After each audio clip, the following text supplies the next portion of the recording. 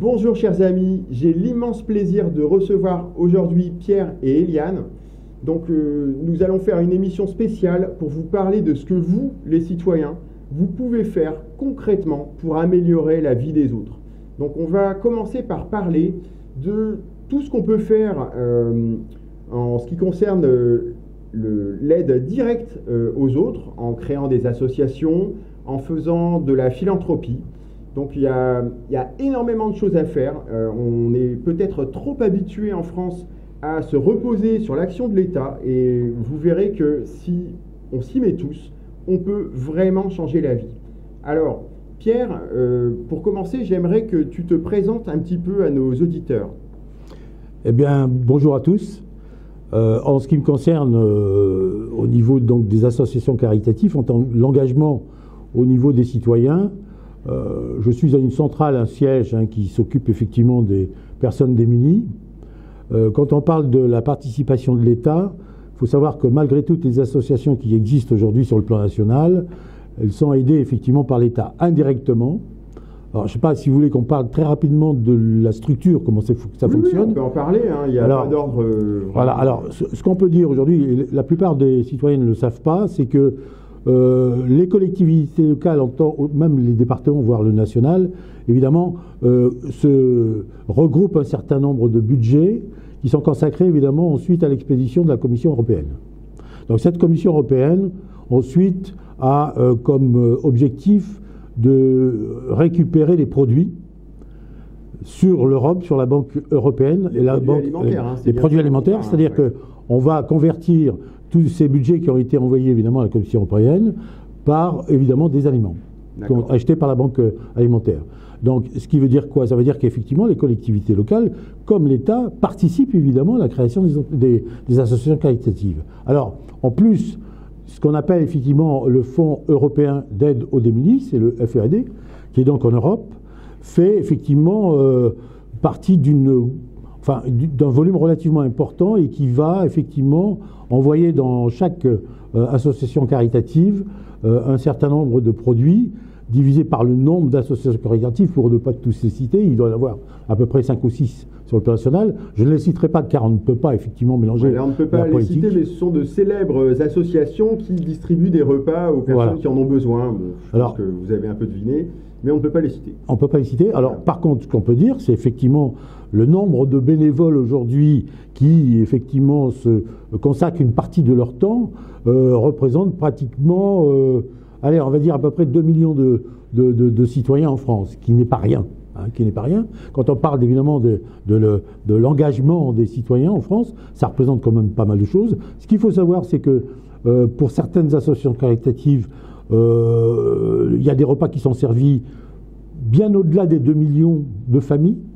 Donc on peut se poser la question de savoir effectivement le besoin qui existe, qui est quand même énorme, sachant qu'on va frôler cette année sans doute près de 10% de la population en France qui vit malheureusement en deçà du seuil de pauvreté, enfin en tous les cas du niveau de pauvreté. C'est lié à l'effet confinement Alors, en ce qui concerne l'effet confinement, on a effectivement dans les associations caritatives constaté une augmentation de l'ordre de, on va dire, plus de 30% aujourd'hui. Ah, plus de 30% de personnes qui ont besoin de l'aide alimentaire. Absolument.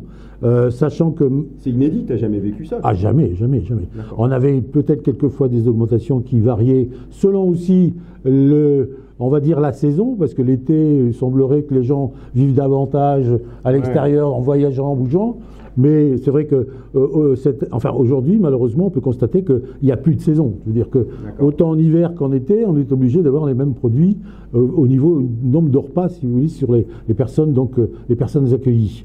Alors, ce qu'on peut dire qu'effectivement, c'est que en dehors du FEAD, du Fonds européen d'aide aux plus démunis, il y a effectivement des associations qui vivent aussi de subventions, que ce soit des collectivités locales, des départements, mais d'autres associations qui sont complètement autonomes. D'accord. Et qui vivent uniquement que par des dons. Alors, je vais donner la parole à Eliane. Donc, Eliane, tu m'as dit tout à l'heure que tu avais déjà été conseillère municipale, donc tu connais très bien le fonctionnement des municipalités. Donc, j'ai une question à te poser. Est-ce que tu as déjà vu des exemples concrets dans la commune où tu as été conseillère municipale, de création d'associations philanthropiques ou d'associations qui viennent en aide aux autres citoyens? J'en connaissais une dont s'occupe Pierre actuellement. D'accord, c'est la même? C'est la même, oui. D'accord. Mais je n'en connais pas d'autres pour l'instant. D'accord. Donc en fait, il n'y a pas... j'ai pas senti un frémissement une très forte appétence pour les Français à faire de la philanthropie finalement. Quelques-uns, mais ça reste à un niveau particulier. Alors ça c'est très intéressant. Donc je vais vous poser une question et vous allez m'apporter les réponses éventuellement. Est-ce que vous pensez que la place qu'a pris l'État en France, qui est considérable, hein, on est le pays d'Europe où notre État a pris le plus de place, hein, c'est un État qui dépense 57% de la richesse nationale, donc c'est un État hyper développé, on parle d'État obèse. Est-ce que vous pensez que cet État obèse, qui donc a pris beaucoup de place, a fini par faire perdre le sens des responsabilités aux Français? Parce que c'est un peu de la responsabilité individuelle que de venir à nos frères, entre guillemets, qui sont dans le besoin. Absolument. Ce qu'on peut dire, effectivement, c'est que... Alors, il y a une certaine habitude qui s'est créée, effectivement, vis-à-vis de certains citoyens qui, par la force des choses, poussent la porte des associations caritatives. Et, bon, il y a certaines personnes... entre parenthèses, je dirais mauvaise langue, hein, qui prétendent que beaucoup de gens profitent du système. Moi, j'ai une remarque toute bête que bien souvent j'ai entendue, c'est que de me dire, écoutez, il y a des gens qui viennent dans des associations en Mercedes, par exemple. Ah. Ça, c'est une remarque qui est assez... Alors moi, ce que je peux leur dire, c'est qu'ils viennent peut-être avec leur Mercedes, mais ils dorment dans la Mercedes. Ils dorment dans la Mercedes, ouais. Vous savez, on a vu des gens arriver, par exemple, dans des associations... Vous n'avez jamais vu d'abus Mais non, c'est tellement marginal que c'est pas vrai. Il n'y a pas d'abus du tout. Vous savez, quand les gens déjà viennent, par dignité, déjà n'osent pas pousser la porte de cette association, c'est pas si simple que ça. Je veux dire, on peut pas trucher dans la vie. Donc c'est vraiment par besoin qu'ils viennent. C'est qu'on sent bien sûr que... Alors, moi, une petite remarque que je fais, c'est là que je m'inquiéterais de l'avenir, c'est qu'aujourd'hui, on peut constater que 50% aujourd'hui des personnes accueillies dans les associations caritatives correspondent à une population de moins de 25 ans. Voilà. Ah, donc c'est des jeunes, quoi. Là, c'est très grave. Alors évidemment, il y a une population de retraités, évidemment, qui ont besoin aussi d'aide. Ouais. Il y a aussi beaucoup de familles, malheureusement, monoparentales. De plus en plus, on a senti justement cette augmentation au fur des années, au fur et à mesure des années, mais il n'empêche qu'aujourd'hui, à l'heure actuelle, on constate qu'effectivement les jeunes sont touchés. Et est-ce que vous avez des gens qui travaillent? Alors, il y a des gens qui travaillent, mais qui... À l'aide alimentaire. Alors, vous savez, les catastrophes, elles n'arrivent pas forcément quand on les attend, et c'est une suite... sans fin pratiquement qui se suit. Alors, un exemple, des artisans, des gens qui avaient des sociétés, qui auparavant fonctionnaient parfaitement, en tous les cas de manière régulière, se sont retrouvés du jour au lendemain avec un impayé, un client qui n'a pas payé, etc. Donc, des dettes sur le dos. Bien souvent, quand ça ne fonctionne pas bien sur le plan professionnel, sur le plan privé, malheureusement, sûr, ça se répercute. Donc, vous avez un divorce qui va effectivement aussi. Et puis, bien sûr, dès lors que vous avez des enfants, effectivement, suite à un divorce, vous avez les pensions alimentaires. Donc, c'est des gens qui ont fermé leur société, qui subissent évidemment un divorce, mais qui, en plus de ça, alors la femme ou l'homme, peu importe, dans les deux cas, mais qui, en plus de ça, a payé des pensions alimentaires. Ce qui fait que ça vient encore beaucoup plus aggraver leur budget. Et nous avons changé un petit peu, au niveau des associations caritatives, on a essayé de faire changer ça au niveau de l'Europe, au niveau de la nation, c'est que auparavant, le calcul des ayants droit se faisait par rapport aux revenus. D'accord. C'est une erreur. Pourquoi c'est une erreur? Parce qu'il y a un des éléments sur lequel on n'a pas travaillé suffisamment, c'est sur le coût de l'énergie. La téléphonie, l'énergie. Aujourd'hui, on a constaté que l'énergie a grimpé de manière folle, je dirais, en termes de tarifs. Vous avez tous, aussi bien dans votre budget, je dirais, traditionnel que sur les gens qui ont des besoins. En tous les cas, on travaille nous plus surtout sur le reste à vivre. Et non plus sur le revenu. Ça, sur le revenu disponible, en fait. Disponible. Sur le reste à parce que l'énergie coûte très cher, la téléphonie, mine de rien, coûte très cher, et on ne peut pas aller outre. Pourquoi? Parce que le téléphone est un élément, en tous les cas, un outil indispensable aujourd'hui pour les gens qui sont à la recherche d'emploi. Bien sûr, bien sûr. Il est évident que si on n'a pas de téléphone... J'ai une autre question que je vous pose à tous les deux, c'est qu'est-ce que vous pensez, est-ce que vous auriez des éléments de comparaison pour juger de l'efficacité de l'aide directe de l'État par rapport à l'aide associative par le biais de la philanthropie? Parce qu'on dit souvent que l'État a les mains poreuses, c'est-à-dire qu'il a des coûts de fonctionnement. Est-ce que les coûts de fonctionnement de l'associatif, donc de la philanthropie, sont du même ordre que les coûts de fonctionnement de l'État? Alors, moi, Quel est le plus efficace en fait, quoi? Ben, aujourd'hui, le plus économique. Parce que l'efficacité, c'est une chose. Aujourd'hui, les associations sont très efficaces. On ne peut pas remettre ça en cause. Ça fonctionne parfaitement. La structure est en place. Il y a la Banque européenne qui travaille très bien. Vous avez la Banque nationale qui fonctionne très bien, qui dispatche les produits sur toutes les associations. Donc la structure, le fonctionnement de ces associations-là sont très bien faites. Par contre, moi, ce que je peux vous dire, c'est que si toutefois l'État, malgré sa participation budgétaire au niveau de l'Europe, si elle devait pour autant aujourd'hui assumer, en tous les cas, recouvrir tous les frais qu'imposent les associations, mais on serait largement plus qu'en déficit par rapport à aujourd'hui. Pourquoi? Parce que, imaginez 2 millions de bénévoles, si on devait payer ces gens-là. Les salariés, 2 millions de bénévoles, évidemment, c'est imaginez le coût. Gaz, un coût Imaginez. Et je ne parle que de ça. Il faut savoir que derrière ça, vous avez tous les coûts de transport, tous les produits à conserver, tout le matériel nécessaire pour conserver, pour ne pas qu'il y ait de logistique et de rupture de chaîne de froid. Enfin, tout ça fait que, imaginez le coût, quoi. C'est ça, ouais. Sans le bénévolat, ça ne pourrait pas tourner. Ah non, ça ne peut pas tourner, c'est pas possible. Donc l'économie vis-à-vis de l'État, elle est énorme. Parce que c'est pas avec un RSA, aujourd'hui, que les gens peuvent vivre, on est bien d'accord. De toute façon, le RSA est tellement peu rémunérable que je ne vois pas l'intérêt. Enfin, en tous les cas, si, pour les gens qui n'ont pas le besoin, si donc il n'y avait pas d'association aujourd'hui, ça serait une catastrophe. Je pense que la révolution, les gens seraient dans la rue. Ouais, bah, de toute façon, les révolutions, elles se déroulent quand les gens commencent à avoir faim. Hein. Voilà. C'est connu. Hein. Ce que disait Marie-Antoinette. Ils n'ont pas de pain qui mangent de la brioche. Ouais, oui. C'est à peu près ça. On n'est pas loin de ça. Hein. Oui, on n'est pas loin de ça aujourd'hui. Bah, c'est vrai que il y a vraiment deux France. C'est vraiment sensible. Hein. Ça s'est vu au moment du confinement. Il y a des gens qui ont pu télétravailler pour qui ça n'a pas beaucoup changé leur mode de vie ni leur rémunération. Et puis, il y a tous les gens un peu plus modestes qui, eux, ont besoin d'une présence physique au travail et qui ont été impactés de plein fouet.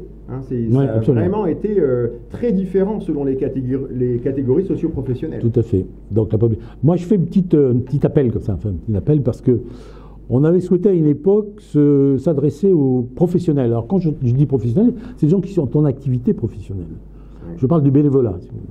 On peut constater aujourd'hui que malheureusement, la majorité des bénévoles sont des gens qui sont à la retraite, des gens un peu plus âgés que, on va dire, que la population générale. Donc, l'appel que je pourrais faire, c'est que m'adresser aux gens qui sont en activité. Parce que consacrer peut-être 1 heure, voire 2 heures par semaine dans une association, c'est quand même pas la mer à boire, je dirais. Donc cet appel est dans un emploi du temps. Tout à fait. Et puis ce qui permettrait aussi d'avoir un peu plus de réalité du terrain. Parce que quand on travaille, évidemment, d'abord on a la tête dans le guidon, on n'a pas toujours le temps de s'occuper de l'extérieur, mais il suffit de consacrer 1 heure ou 2 par semaine. Pourquoi professionnel? Parce que vous savez qu'il y a des gens qui viennent pousser à la porte des associations caritatives, ils n'ont pas uniquement un besoin de s'alimenter. Il y a aussi des besoins sur le plan juridique, sur le plan du droit. Comment peux-je faire? Comment je peux trouver du travail? Quelles sont les lettres de motivation que je peux élaborer, etc.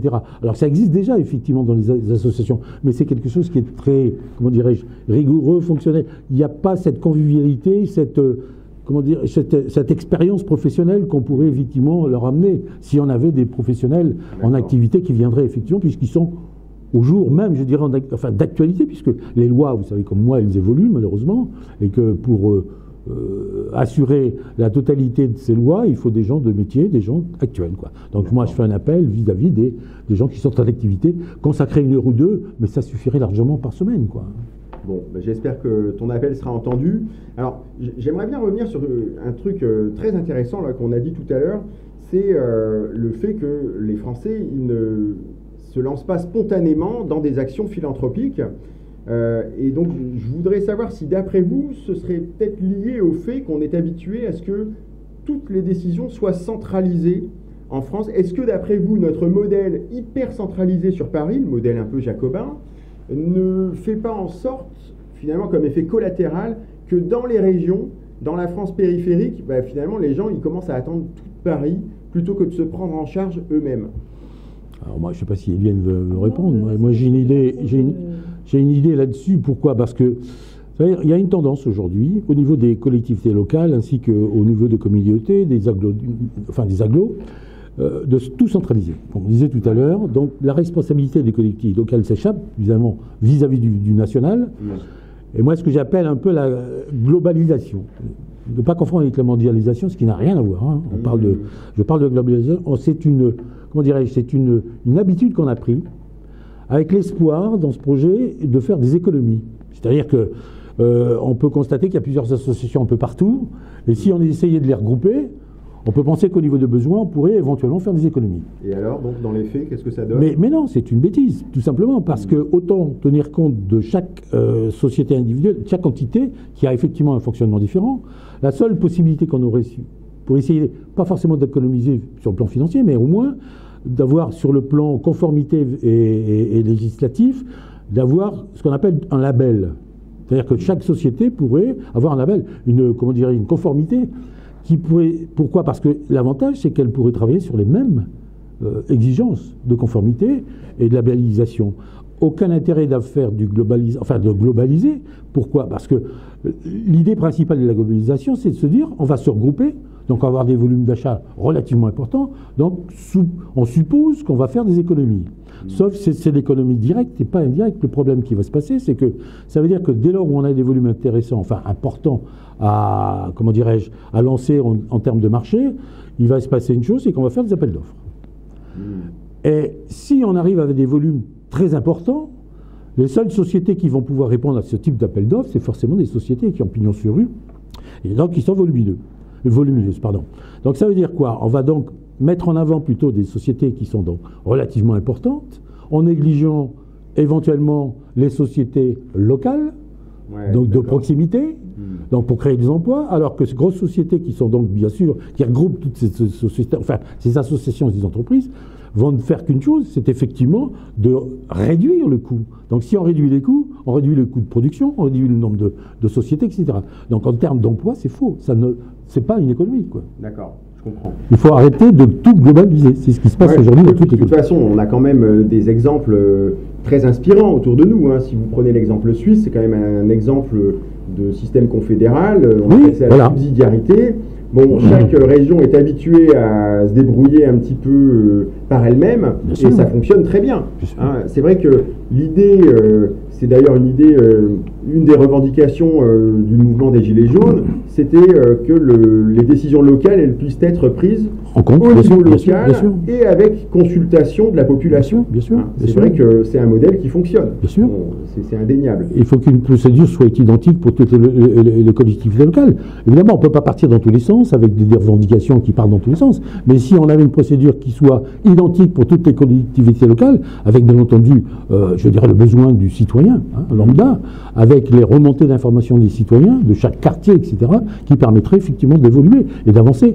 Le problème aujourd'hui, c'est qu'on a chanté complètement, je dirais, le besoin et les informations de nos citoyens. Mais c'est exactement ça. En fait, on a même l'impression que les énarques qui nous dirigent, puisqu'il faut bien, ils ont tous un peu le même profil, ne veulent surtout pas connaître nos besoins.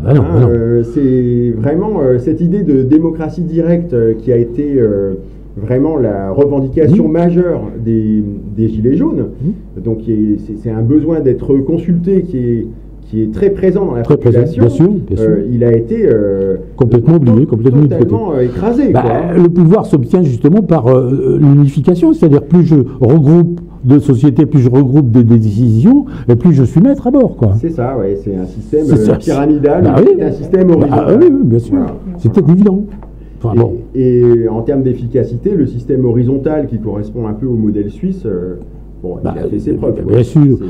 En termes de coût, ça n'a rien à voir. Je fais une petite parenthèse sur l'économie, mais le système suisse, puisque les collectivités locales se débrouillent en quasi-autonomie, je crois que leur gouvernement dépense 35% de la richesse nationale. Or, en France, on est à 57%. Tout à fait. Donc, ce qui prouve bien que ce n'est pas la solution. Ça entraîne des surcoûts. C'est clair. Il y a beaucoup d'intermédiaires au passage. C'est ça. Ça nécessite une bureaucratie qui est absolument kafkaïenne et de bureaucrates qui sont parfois fort bien rémunérés. Ça arrive. D'autant que moi, ce qui me gêne un peu dans ce type de fonctionnement, c'est que plus on va être gros, plus on va avoir tendance à faire appel à des sociétés extérieures, des professionnels soi-disant du système, qui vont forcément avoir un coût supplémentaire. Donc l'économie, là aussi, elle en prend un coup.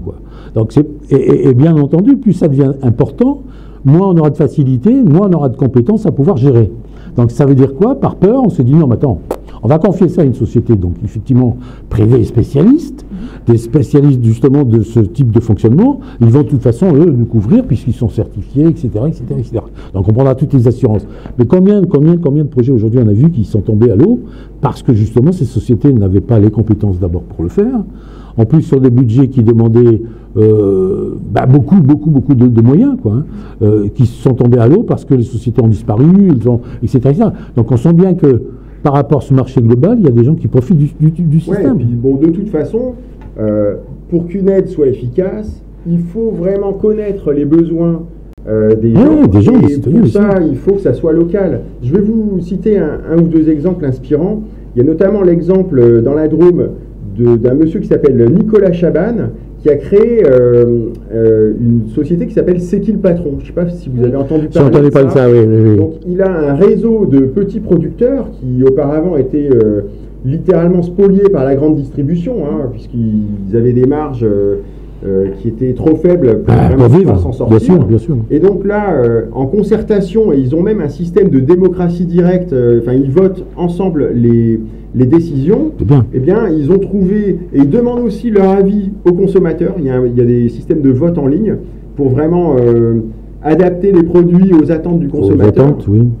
Et donc, c'est un modèle qui n'est pas du tout parisien, qui est local et qui fonctionne extrêmement bien. La société génère des bénéfices, et ces bénéfices servent à aider les producteurs qui sont en difficulté. C'est parfait. Donc, c'est vraiment un exemple qui est extrêmement inspirant de citoyens qui se prennent en charge, en fait, ils ont recréé ce qui existait en France, c'était les sociétés d'assistance mutuelle. Bien sûr. Avant la Deuxième Guerre mondiale, il y avait des sociétés d'assistance mutuelle. Bien sûr, on n'a rien inventé, on a simplement repris les bonnes choses. Elles ont été tout simplement rassemblées de force. Globalisées. Voilà, globalisées. On en vient toujours au même problème. Par exemple, même sur le coût de la sécurité sociale, c'est formidable qu'il y ait un système comme ce collectif. Avant, il y avait quand même de l'entraide et un système pour mutualiser le coût des soins, mais c'était des petites mutuelles qui étaient localisées sur une unité régionale ou alors pour une profession particulière, et donc ces mutuelles se faisaient concurrence. Et finalement, on se rend compte qu'il n'y avait pas d'envolée des tarifs et des coûts comme ce qu'on constate actuellement. Alors il y a une des raisons quand même de ce phénomène, c'est qu'il faut savoir qu'il va y avoir de moins en moins de mutuelles, puisqu'elles se rachètent toutes, elles se regroupent toutes. Encore une fois, la globalisation, ça devient encore un conglomérat. Ça va devenir... Bon, si on avait le choix... Aujourd'hui, la publicité, c'est de dire, changez de mutuelle, vous allez faire des économies. Quand on sait que si on arrive à avoir que 2 ou 3 mutuelles sur le national, il n'y a plus de concurrence. Donc voilà, encore une fois... c'est sûr que les tarifs, ils ont tendance en général à s'envoler. Voilà. On l'a vu quand il y a eu la fin du monopole des télécoms. Les tarifs, ils ont été divisés par 5 en très peu de temps. Tout à fait. Donc là, si on recrée des monopoles, on risque d'avoir des tarifs qui s'envolent. Pareil. Mais dans l'autre sens. Dans l'autre sens, malheureusement. Bon, très bien. Alors, donc, on va passer à la deuxième partie de l'interview, puisque vous êtes tous les deux des élus ou anciens élus avec une grande expérience de la politique locale. Donc, le résumé de ce que nous venons de dire, c'est qu'il est urgent que les citoyens apprennent à se reprendre en charge et à vraiment envahir, à s'investir en politique de façon à ce qu'il y ait le plus possible de non-professionnels, entre guillemets, donc de 109 qui viennent revivifier ce système. Donc j'aimerais que vous nous expliquiez concrètement quelles ont été vos premières expériences en politique, comment c'est venu, comment on fait, est-ce que tout le monde peut le faire? Donc, Eliane, j'aimerais bien te donner la parole, puisque oui, je vous en prie. Tu as moins parlé. Elle a l'expérience aussi, Eliane. Non, je crois que tant que nous sommes tous obligés de prendre des décisions, parce qu'on se rend compte qu'on ne peut pas continuer à vivre dans un monde tel qu'il est aujourd'hui. Ouais, cette expérience, moi, elle était un petit peu différente, puisque je faisais partie des IRP, des instances représentatives du personnel dans l'entreprise où j'ai travaillé pendant plus de 30 ans. Et je crois que maintenant, il est absolument indispensable que les gens se prennent en charge eux-mêmes. Ça peut être des choses très locales. Ça peut être des aides à des personnes âgées, ça peut être des aides à des personnes qui sont en difficulté, sans passer par des grandes choses importantes. Mais il est important qu'il y ait un suivi au niveau des mairies, une écoute. J'ai eu dernièrement des informations sur des problèmes de voisinage dans un quartier de la ville où j'habite. Ça fait 8 ans que ça dure, depuis la précédente fois où j'avais été élue, ça perdure encore et la mairie ne fait rien. Je trouve quand même absolument démentiel qu'on soit obligé de recourir à des pétitions, des choses comme ça, alors que ça fait partie du lot quotidien de ce que doit gérer une mairie. Il y a des moments où on se demande à quoi sert vraiment la mairie, à part des frais de représentativité, d'être là aux inaugurations, et quand les députés font aussi partie de la Seine-et-Marne, eh ben, ils oublient d'être là les jours où il faut voter des textes de loi importants. Et ton expérience concrète, la première fois que tu t'es présenté, comment ça s'est produit en fait? Tu as été contacté ou c'est toi qui as monté une liste avec d'autres personnes? Non, je n'ai pas été contactée, c'est moi qui suis allée vers les gens qui allaient être sur des listes, que je suis allée les voir parce que je sentais chez moi un besoin de participation pour faire bouger les lignes. Aujourd'hui, on ne peut pas rester seul, isolé, sans rien faire. Ben, c'est vraiment un discours que j'essaye de tenir auprès de beaucoup de personnes qui viennent vers moi et avec qui me font part en fait de leur malaise par rapport au système de gouvernance actuel. Donc il y a beaucoup de gens qui râlent, mais finalement peu de gens qui se prennent en charge et qui vont aux élections.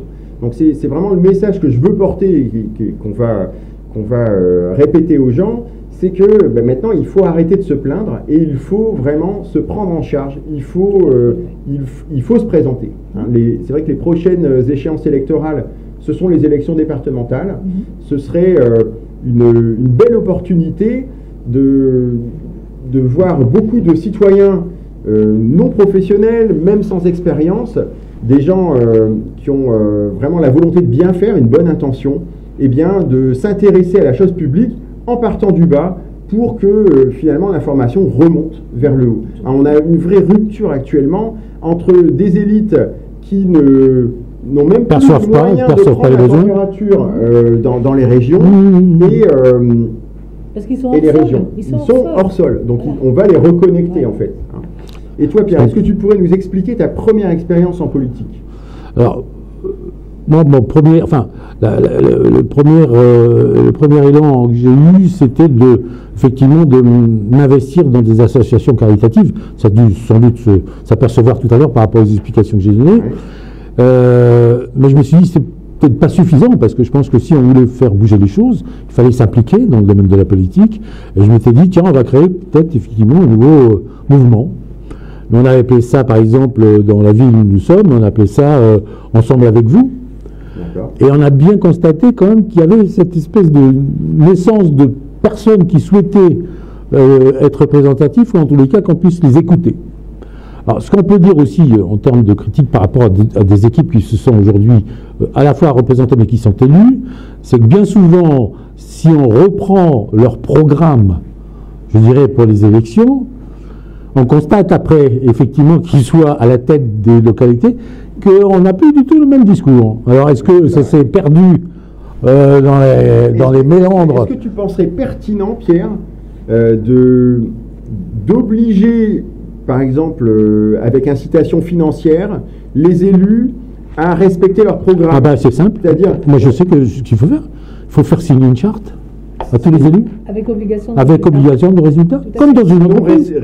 Sinon, restitution d'une partie des indemnités. Oui, parce que dans une entreprise, il n'y a pas de problème. N'importe quel salarié, n'importe quel chef d'entreprise se doit d'arriver à l'objectif donné. S'il y arrive parfait, il a de toute façon les bénéfices de ce qu'il a refait. S'il n'y arrive pas... Ce serait une forme d'intéressement, en quelque sorte. Et puis d'engagement personnel. Même plus loin, moi je proposerais la même chose exactement pour le président de la République. Ah oui, bien sûr. J'apprécie cette proposition. Je vais même, pour confirmer justement ce projet, c'est qu'au sein même des associations, les bénévoles qui n'ont pourtant pas d'intérêt financier, on est bien d'accord, signent une charte d'engagement. Donc je ne vois pas pourquoi, dans des associations caritatives ou humanitaires, on demande aux bénévoles de s'engager sur un projet et pas des gens qui sont quand même des gens élus, des publics, enfin des publics. Et je pense qu'on tient là à quelque chose de vraiment important. C'est très certainement, et j'en fais une question, est-ce que vous pensez que cette habitude qui a été prise depuis plusieurs quinquennats et septennats de ne jamais tenir ses promesses, eh bien, ça fait partie du désamour qu'ont les Français pour les élections. C'est-à-dire, on a désormais des taux d'abstention qui sont historiques. Mais c'était une catastrophe. Ça finit par ne plus donner envie de se déplacer, hein, puisque de toute façon, on a affaire à des gens qui ne tiennent pas leurs engagements. Non.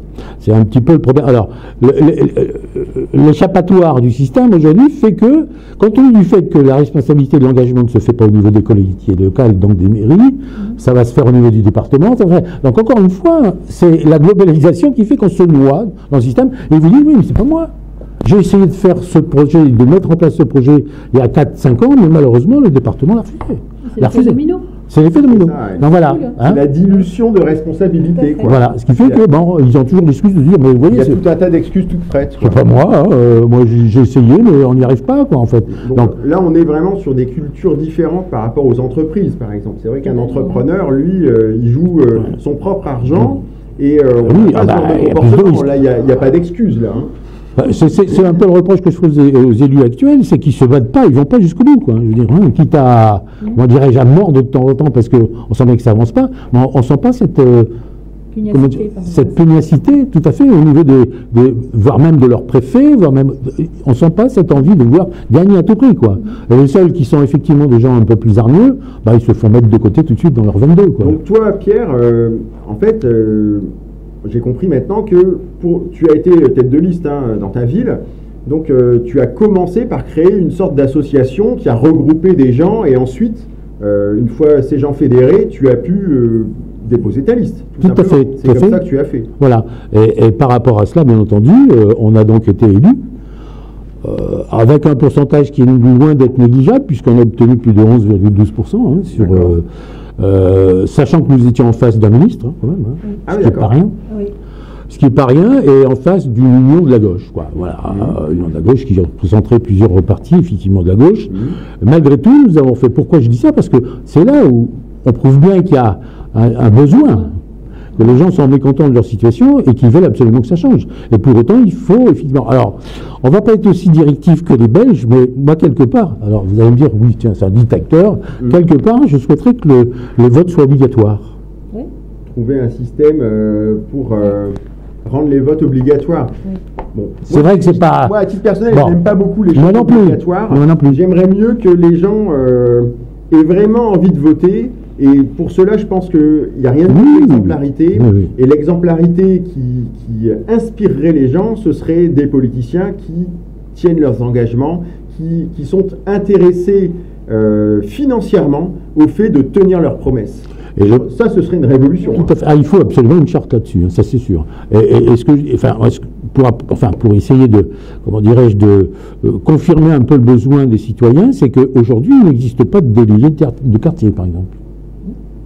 Pour un regroupement d'idées. C'est-à-dire que les délégués de quartier, dans toutes les villes, les quartiers sont tous différents. Quand on y réfléchit bien, vous avez le centre-ville, vous avez la périphérie, vous avez des zones plus ou moins avec plusieurs communautés, mais il n'y a pas de représentants de quartier. Donc les élus qui sont à la tête d'une commune relativement importante ignorent complètement tout ce qui se passe, quoi. Mais complètement de la réalité du terrain. Alors j'ai une autre question à vous poser concernant les mairies. J'ai eu l'occasion de discuter avec différents maires et d'où la question. Est-ce que vous pensez que la centralisation actuelle qui a tendance à s'accentuer finit par vider le pouvoir du réel du maire de sa substance? Mais bien sûr. Donc qu'est-ce que ça donne concrètement au niveau des mairies? Quelles sont les prérogatives qui ont été retirées ou qui sont maintenant soumises à autorisation de Paris? Il y a surtout aujourd'hui un projet qui est quand même très important, qui date déjà depuis quelques années. On avait un cher président qui s'était mis à lancer le projet, ne serait-ce que pour parler du Grand Paris. Ouais. Il est évident que le Grand Paris ne peut pas se décréter au niveau d'une commune. On est bien d'accord. Ça, c'est sûr. Donc forcément, c'est les prises de position qui vont être globales et en tous les cas sur le plan. Si on prend le Grand Paris, vous imaginez le nombre de communes concernées. Donc le Grand Paris, ça va être, je le dis pour les auditeurs qui n'habitent pas forcément la région, ça va être une espèce d'entité administrative supplémentaire. Voilà. Alors vous avez des gens qui sont un peu plus raisonnables dans le sens où l'écologie est quelque chose d'important, qui ont essayé de créer aussi des PNR, ce qu'on appelle les plans naturels, les réserves naturelles. Et heureusement, pourquoi je dis ça? Parce que le Grand Paris, il n'y avait pas de plan prévu au départ. Donc c'était la porte ouverte à n'importe quoi. Je veux dire, la construction des habitats, etc., ça pouvait être quelque chose de catastrophique. Heureusement que le PNR aujourd'hui est venu un petit peu freiner certaines ambitions d'habitation politique et autres. Donc là, dans la commune où vous êtes élu, vous avez mis en place un PNR, oui, tout à fait. Parc de l'abri naturel régional. De l'abri, tout à fait. Donc ceci permet effectivement de freiner un peu quelques... Ça freine l'urbanisation. à outrance et la bétonisation de toutes les surtout sociétés. quand cette bétonisation, elle est décidée à Paris et pas dans la commune. Sans connaître le terrain, les biotopes par exemple de la région Brie, c'est quand même assez exceptionnel. D'accord. Et là, le fait de vouloir faire passer un aqueduc, mais en fait, c'est de la folie. Ouais, c'était du délire de technocrate, quoi. Complètement. C'est ça, oui, on veut faire un grand Paris. Et des petites enveloppes aussi à côté. Il faut le dire aussi. Oui, ça, faut le dénoncer évidemment. aussi, c'est vrai que plus les marchés sont gros, plus il y a de possibilités de détourner de l'argent. C'est évident. Bien sûr. Surtout quand le millefeuille administratif permet de se cacher. Finalement, on se cache d'autant mieux que le système est complexe. Et c'est pour ça que les gens, la plupart du temps, ont décroché, même les citoyens, parce que devant cette complexité de documents qu'il faut évidemment remplir dans une mairie, c'est infernal. Ils sont noyés. Alors, j'entends bien quand on voit maintenant le nombre de personnes qui sont dans une mairie, c'est énorme. Je veux dire, le personnel dans une mairie, c'est énorme. Et je vais vous poser une question plus générale. Est-ce que vous pensez que ce serait abusif de dire que dans notre pays, la bureaucratie a pris le pouvoir? Mais c'est pas abusif du tout, c'est tout à fait vrai. C'est réel. Je vous défie d'aller dans une mairie, demander un document, et je vous défie de l'avoir dans les 5 minutes qui suivent. Forcément, il faut remplir des tas de documents, etc. Et encore, quand on parle uniquement du citoyen. Mais imaginez les élus qui doivent être sur un projet. Il faut savoir aujourd'hui qu'il y a des projets qui commencent à prendre naissance parce qu'ils ont été votés il y a 10 ans. Oui. Oh là là, si ça, c'est pas de la lourdeur administrative, qu'est-ce que c'est, quoi, je veux dire. Donc voilà. Et aujourd'hui, on est confronté à ce problème. Donc là, les citoyens ne comprennent pas. Ils disent, mais attendez, on est venu vous voir, ne serait-ce qu'à 5-6 ans, on a signé des pétitions, etc. Et ça n'avance toujours pas au moment donné. Oui, mais vous savez, on ne peut pas faire autrement parce qu'il faut passer par telle entité qui donne son autorisation, enfin, etc., etc. C'est une lourdeur absolue, quoi, en France. Pardon, mais c'est entre Courteline et Kafka, pardon. C'est ça, oui. Entre Courteline et Kafka, avec quand même un coût qui est considérable, oui, parce que une difficulté extrême à suivre le pognon, comme on dit, voir un petit peu où il y a des fuites, quoi. On les connaît, les fuites.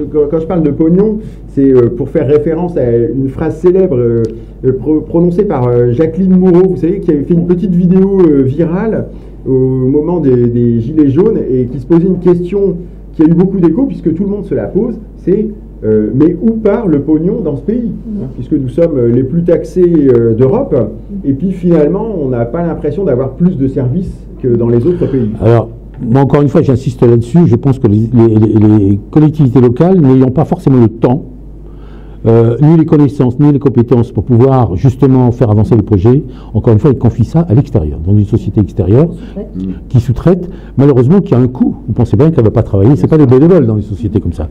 Donc c'est un coût. Le problème, c'est qu'on a du mal à maîtriser ces coûts, parce qu'il y a toujours une bonne raison dans des coûts comme ça supérieurs. Oui, monsieur, il fallait faire une étude supplémentaire par rapport au sol, par rapport au climat, tout ça, on ne s'y attendait pas. Et le problème, il est là, c'est qu'on est arrivé à des coûts supplémentaires qui sont énormes. Oui, il y a beaucoup de communes. C'est peut-être des coûts qui justement sont liés à l'excès de normes qui sont décidées à Paris. C'est vrai qu'il y a les normes de contrôles techniques et de plans préalables qui obligent à faire tout un tas appels à tout un tas d'experts. Ça finit par être vraiment coûteux, quoi. Absolument. Et chronophage. Les normes font qu'effectivement ça freine pas mal de projets. On peut constater, par exemple, dans les communes qu'on connaît bien, il y a des décisions qui sont prises pas forcément au niveau de la localité, mais au niveau des départements, au niveau de l'agglomération, pour la construction, par exemple, l'acquisition d'une piscine. C'est tout bête, hein, ou d'un cinéma. Eh bien, qu'est-ce qu'on a trouvé mieux à faire? C'est qu'on va confier, malgré que la piscine et le cinéma ont été construits, et en tous les cas grâce aux citoyens, puisque c'est des contribuables en puissance.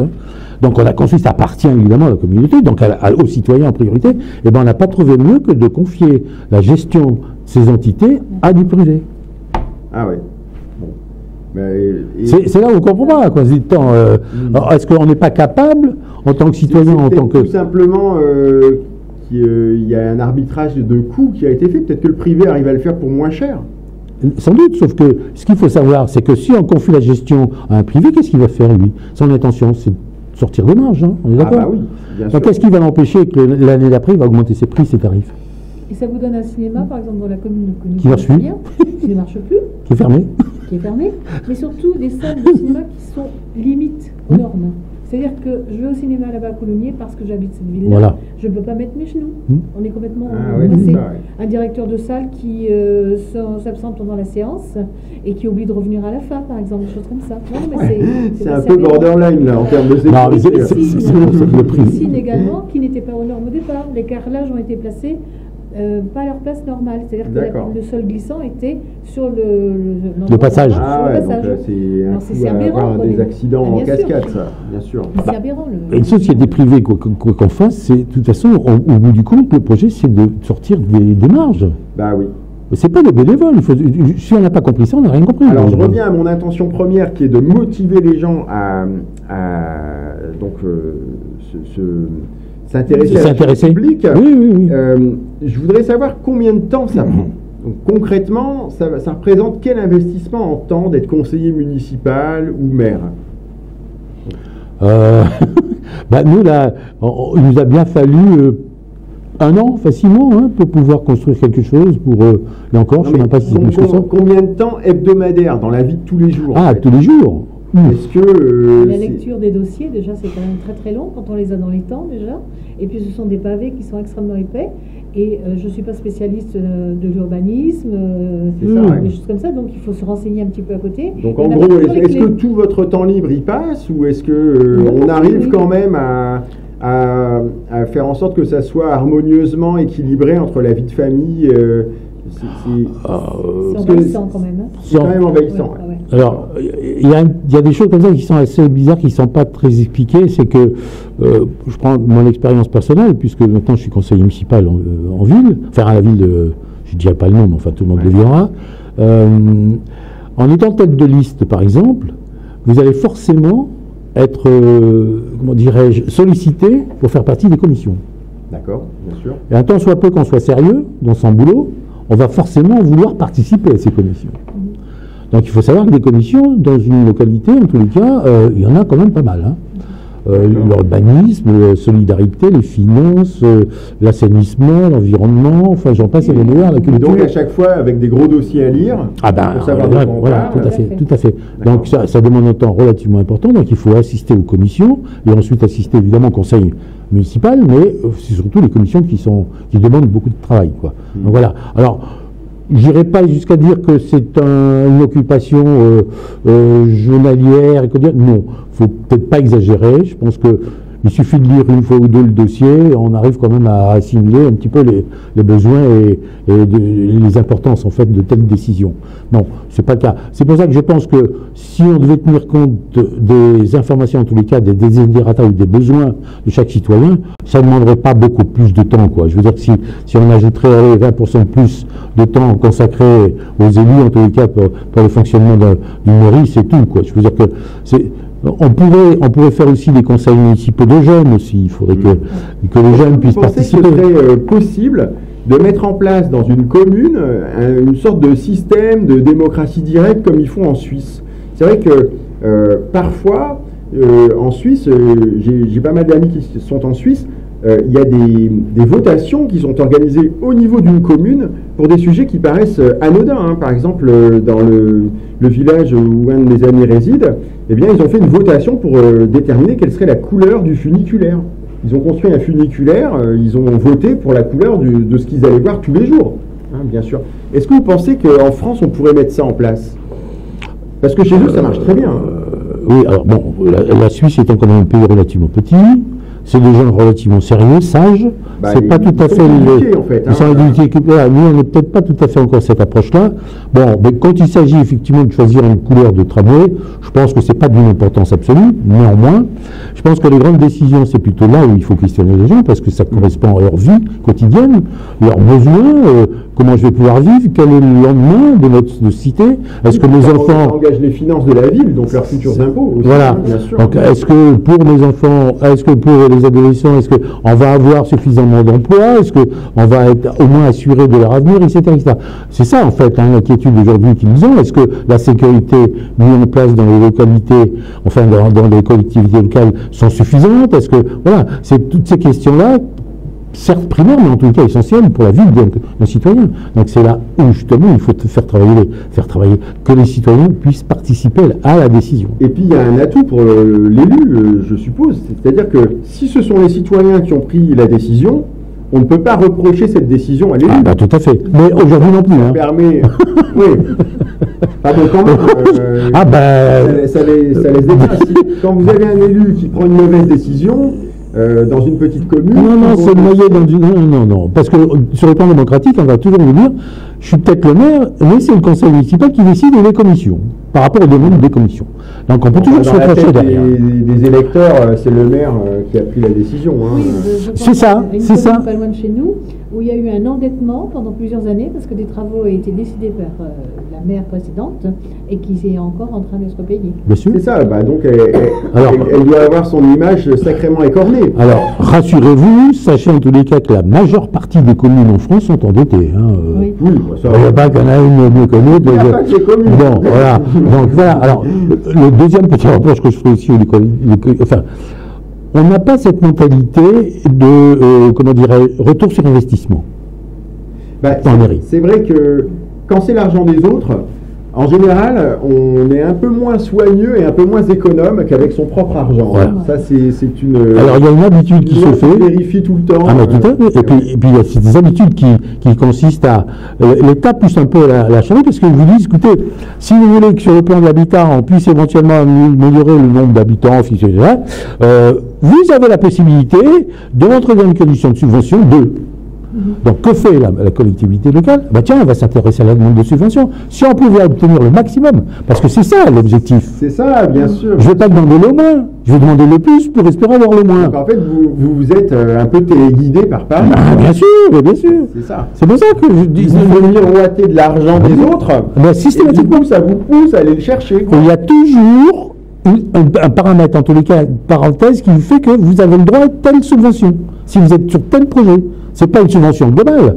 C'est pour tel projet, j'ai une subvention. Pour tel projet, j'ai une subvention. Voilà. Donc, forcément, je vais travailler... une manière, en fait, de téléguider les décisions de l'élu. Et puis alors... Qui est censé avoir les mains libres.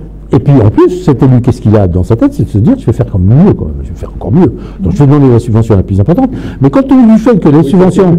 Ça, c'est je vais faire, voilà, je vais faire... Une trace qui veut avoir un immortel avec une plaque à son nom. Voilà. Alors, ce qui se passe, c'est que la subvention, malheureusement, par rapport au projet du maire, n'est pas suffisante. Qu'est-ce que je fais? Eh bien, je fais un emprunt. Oui. Donc, j'endette encore plus la commune, quoi. Alors voilà, c'est tout ce système qu'il faut changer, quoi. Alors c'est pas du jour au lendemain, c'est pour ça que c'est un travail de longue haleine, c'est pour ça qu'il faut freiner un petit peu les élans de tous les élus, parce que systématiquement, je demande une subvention. Ce qui ne s'imagine pas, c'est que toutes les subventions demandées, c'est forcément des contribuables qui vont forcément payer. Mais ça, je pense que c'est le résultat d'un manque complet de bon sens économique. L'économie n'est pas enseignée comme il se doit par l'éducation nationale, et finalement, les Français... Quand on discute avec eux, parfois, on a l'impression qu'ils pensent que l'argent pousse sur les arbres, qu'il tombe du ciel et qu'il n'y a qu'à le répartir en fait équitablement. Et en fait, pas du tout. C'est vrai que tous ceux qui n'ont pas d'expérience de l'entreprise, donc une vraie activité d'indépendant, eh bien en fait, ils se font une idée fausse de la provenance de l'argent. De la gestion du tout. Suffisamment économe. Moi, je vais en prendre un exemple absolument évident, c'est que moi, je suis pour justement l'autofinancement, en tous les cas, la gestion interne, plutôt que de dépendre toujours de quelque chose. Un exemple tout bête, il y a quelques années de ça, maintenant ça fait 10 plus 11 ans, j'ai créé la MAP donc, sur cette commune, et elle s'autogère toute seule. Mais voilà, ça c'est vraiment, je ne vois pas comment on pourrait ne pas faire autrement pour les autres. Quoi. Ça, c'est encore un exemple d'action qu'on peut faire pour changer la vie. Créer une AMAP, eh bien, ça signifie tout simplement créer un rendez-vous hebdomadaire pour que des gens se rencontrent, bien sûr. Un moyen pour les producteurs locaux, un moyen pour avoir des produits sains. Bien sûr, bien sûr. Et en plus, la rencontre, ce côté convivial, d'échange, qu'on n'a pas dans un commerce traditionnel, je dirais, enfin, commerce traditionnel, grande surface, on va dire plutôt. Mais c'est justement cet apport de conversation qui fait qu'on a des échanges, et peut-être que de par ces échanges, on va créer d'autres possibilités, quoi. Mais il faut se rencontrer et discuter. Et ce type de création, enfin, je vous signale au hasard, quand même, les AMAP, je ne sais pas si vous le savez, mais il en reste plus de 2000 en France. Plus de 2000 Oui. Ouais, d'accord. Et ça date déjà depuis pas mal d'années, donc je pense que ça prend de plus en plus d'ampleur et ça va devenir de plus en plus conséquent.